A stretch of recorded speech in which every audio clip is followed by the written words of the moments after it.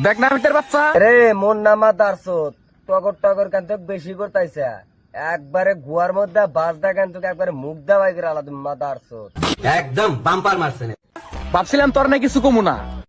দুই জোরে একখানে হয়েছে এই মা দারছতরা তোরা যে একখানে হয়েছে তোরা কি বালটা ফালাবি ওই যে তিনটা যে দেখতেছাস না উপরের লাইনে ওডি তোর বাপ লাস্টে তুইও মুখ খোলাবার বাধ্য করলি। মুখ খোলা বাদ দিয়া ডাইরেক্ট বুয়া ফাঁক করে দাও গা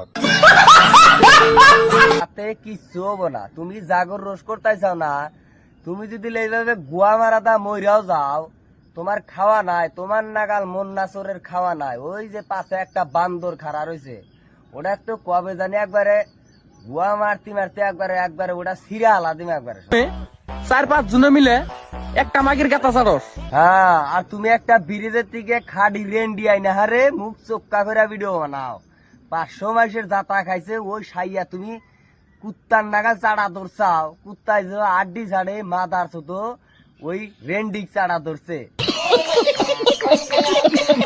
তুমি কাক কি কস এ মা দাঁড়ছো?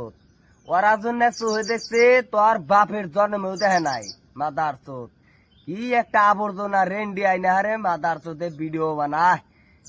খুব ভাল দেখা যায়, পক্ষি সাইডে দেখা যাস দুইজন আইসা মাদার চোদ পক্ষি ভিডিও বানাইবো।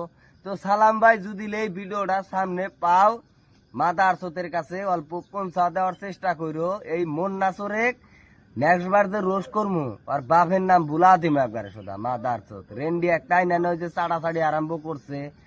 একটা মাটির বড়ি সালাম ভাই ভিডিও বানাইছে একটা মাটির বড়ি নিয়া, ওটা আমরা রোজ করবো, আমরা বুঝবো। তোরা কেবান এত মাথা মারো সেই মাদার চোতরা একবারে যে চাপট।